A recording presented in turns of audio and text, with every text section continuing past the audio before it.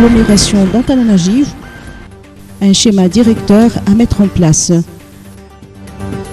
La commune urbaine d'Antananarivo dispose déjà d'un schéma directeur d'assainissement SDA. Il doit cependant être mis à l'échelle de l'agglomération d'Antananarivo. C'est ce qui a réuni lors d'un atelier hier les représentants des 38 communes de l'agglomération d'Antananarivo, des ministères concernés, de l'APIPA, de la SMA, ainsi que des partenaires techniques comme l'Agence française de développement et l'Union européenne. Cet atelier devrait aboutir à un schéma directeur des risques d'inondation fluviale, selon Tina Rendiana Suluarmin, le directeur général de l'aménagement du territoire. Les participants ont pu discuter des différents scénarios pour un aménagement structuré, un meilleur assainissement et une meilleure protection d'Antananarivo et ses environs. Campagne de litchi. 500 demandes d'agrément déposées depuis lundi. Après 2 jours de pluie sur la partie est de Madagascar, une équipe interministérielle est sur le terrain depuis aujourd'hui pour constater la maturité et le calibre des litchis afin d'en fixer la date d'ouverture de la campagne de cette saison.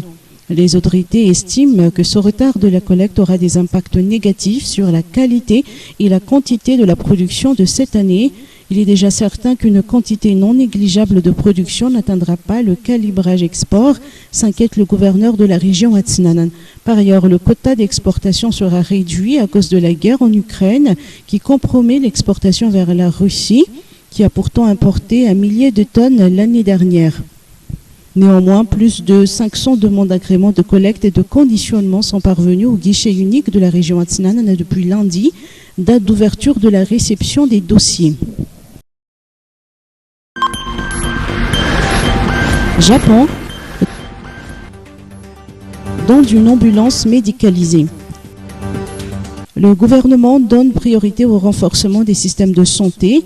Dans cette optique, le gouvernement du Japon a fait don d'une ambulance médicalisée d'un montant estimé à 72 000 €, soit 281 millions d'ariages, ainsi que d'un groupe électrogène à la polyclinique Saint-François d'Assise en Katfuti. Son Excellence M. Abe Koji, ambassadeur du Japon à Madagascar, a signé aujourd'hui la convention de partenariat avec cet établissement de santé privée.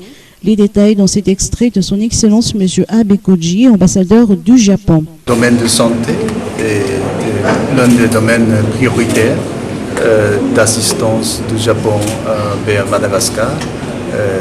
Et comme on a déjà travaillé avec cette polyclinique dans le passé, et il y a un fort besoin d'une ambulance et aussi ce groupe électrogène. On a décidé d'apporter ce soutien. L'ambulance était utilisée dans une localité du Japon, mais c'est un moyen de recycler pour les besoins à travers le monde entier. Et donc en fait on peut dire que c'est une bonne volonté du peuple japonais.